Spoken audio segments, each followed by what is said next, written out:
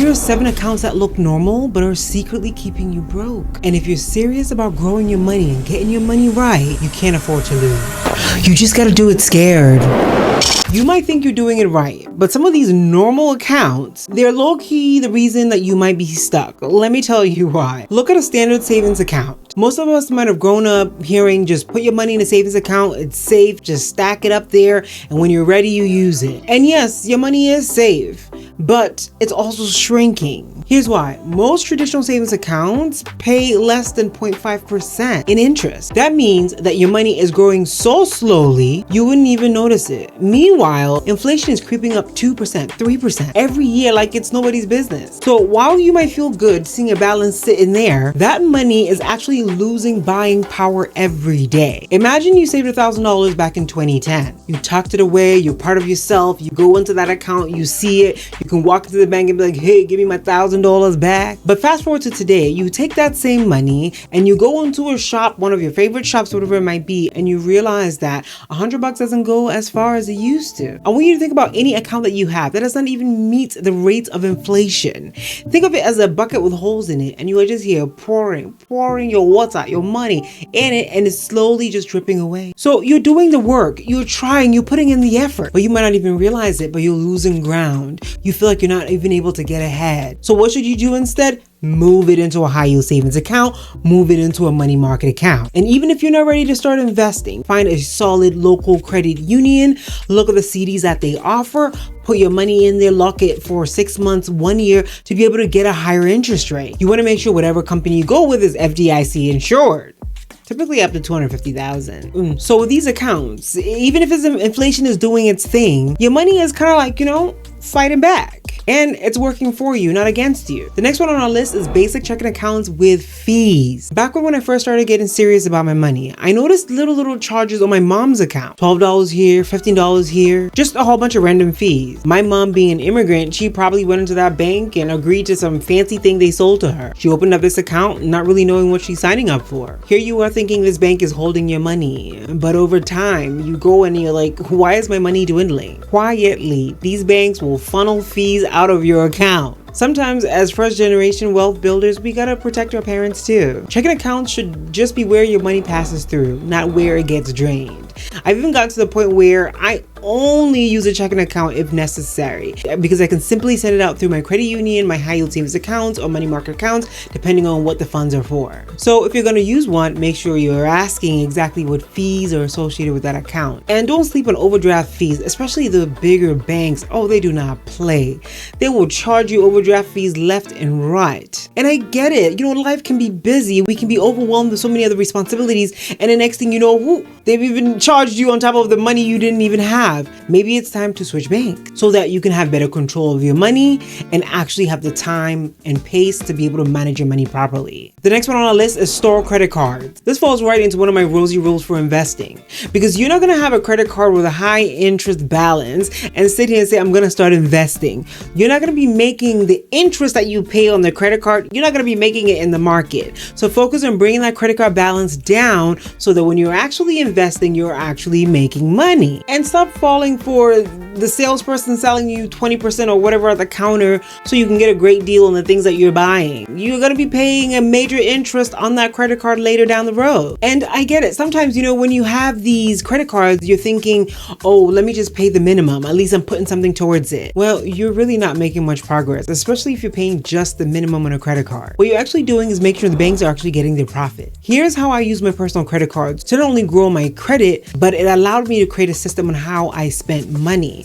I'm only using the credit card like a debit card. That means the money is already there waiting for me to pay it at 100%. And a little hack, make 2 payments per month for that credit card. It's a great way to boost your payment history for your credit. Ooh, the next one is gonna rub a lot of people the wrong way, but I'm sorry, I'm gonna have to do it. Whole life insurance. Insurance is necessary, yes. Someone asked me to make a separate video on this. I'm gonna have to do that. Whole life insurance as an investment. Here's my take. Most of y'all do not need it, especially when you are in the building phase of your finances. You're just building out your first few six figures in net worth. See, you're paying high monthly payments, they call them premiums, for an investment-like account, and it grows so slowly. An ETF portfolio that you will learn from me and create will absolutely outpace this investment-like account that you would have with a whole life insurance. Sure, you can borrow against it or cash out and all these different benefits that they offer, but do you know that it is also reducing your death benefit? Or sometimes it can even trigger taxes. When I was younger, even when I had two pennies, I didn't have two pennies to rub together, I almost signed up for one. The agent made it sound so grown and sophisticated. It's like savings, an investment vehicle, and like insurance all in one. Don't get tricked by the fancy stuff. I personally think it's not the wealth building tool that is made out to be. If you're just starting out with investing or don't even have a high net worth, just get plain old term life insurance and build a solid ETF portfolio. That will grow much faster without all the fees and restrictions that come with whole life insurance. Plus, it's a pretty complicated investment vehicle. Like, do you really know exactly what it's being invested into? Do you know exactly what fees you are signing up for? Get affordable term life insurance. It's just insurance. It's cheaper and gets the job done. Yes, you can actually outlive a basic term life insurance. My attorney has actually done that. Yeah, he's in his 80s and he's like, Rozy, I ain't got no insurance, but he's not struggling, so he's okay. He'll be fine.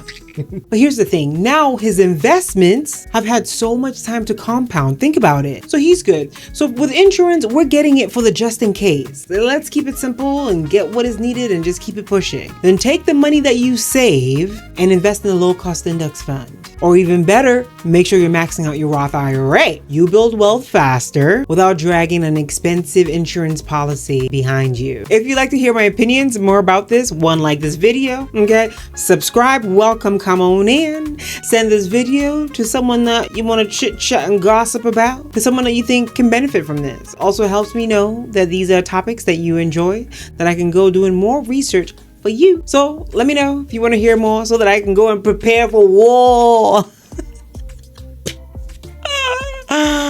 So now that we're dodging accounts that we don't need and actually investing in where it counts and we can see it grow exponentially, let's look at another account. Investment accounts with high expense ratios, especially ones that get you because you think that return looks so great. One that sneaked in, and it hurts me to say this, but our 401k. It naturally has higher fees that you actually might not be aware of. I low-key believe most employees would not sign up for it if the employer did not match it, or if it wasn't reducing maybe their tax liability. And even that, sometimes we get excited about the opportunity to save that we lose out on the opportunity of growth. That if you were to calculate your growth potential on a brokerage account or your Roth IRA that you invest in, you will find out that you are making more money in the long run than having to save some on taxes today. Now, sometimes you might see the fee of 1% or even 2% or whatever. You might think, oh, that's not much, but you're investing your money over 20, 30 years. That is almost 30% of, let's say, your retirement gains. And because you might not be paying out of pocket on the fee, you might not really feel it as much. But think on it like you're not making as much money as you could if you were investing yourself. So stick with simple, low-cost ETFs with low expense ratios and strong growth potential. If somebody cannot explain to you what the fees are in the investment they're trying to sell you, that's your cue to walk away. Your money should be building your wealth, not somebody's yacht. Okay, we've stopped some banks, we've stopped some credit card, we've stopped some accounts from being out here pulling money away from you. Now let's tackle the ones that are ready and available to you, especially when you're in a state of vulnerability. Your payday loans, your cash advance apps. When you're strapped for cash, it is easy to come by and access. But when I was looking into this for this video, some of them are charging close or over $4 100% in interest. You borrow $300 and 2 weeks later you owe close to $500, and it basically snowballs from there. And I'm pretty sure these companies are betting on the fact that you will stay broke, you will owe them more, so you can continue in on the cycle. A better way, even if you built a mini emergency fund, you'll be able to tap into it, use it, take your time, build it back up, tap into it, use it. And if you really need a loan, look at a local credit union. This is why you gotta take your credit seriously. Here's another one that I found that I was like, ooh, you guys gotta hear about this. So there are broker sold 529s, or variable annuities as they call it. So think about planning for your kids' college or being sold some fancy products for your retirement. Now, if that 529 that you have for your wonderful child is sold by a broker, there are some fees, and the fees can range anywhere from 2 to 4%, because these broker sold 529s, they're college savings plans where a salesperson, the broker, signs you up and they collect a nice commission. And variable annuities, they are retirement accounts and they sound very secure and very delicious, but they often stack layers of fees on top of fees, and you don't even realize it. You end up paying for things you didn't ask for or don't even need. So here's what you do instead. For college savings, you open a direct sold 529, and you do this through your state, no middleman. For retirement, roll your old 401k into an IRA that you can manage yourself. And what should you invest in? Low cost index funds, ETFs. This is the home of ETFs. I've got videos to give you options based on your goals. So like this video, get a friend to subscribe so I can make more videos for you. If you're working hard, putting something aside to build an investment portfolio, it should be working for you. Having the right strategy to invest is key. I made the Rozy Wealth code for you. Have you got a chance to check it out? I'll put the link in the description. It's free. It's accessible to anybody. It's a great way for you to understand the different ETFs and how you can kind of pick the ones that fit the goals that you have for yourself. But if you want an even more step-by-step guide, we have a live class coming up this month. I'll put the link in the description too, so you can apply for it if you're interested. Because every dollar that you're able to protect today is a step closer to the life that you deserve. So this could be the time to audit your accounts, move things around as necessary, do your due diligence and research, but you're taking control of your finances. Because around here, we do it scared. We do it scared. We do it scared.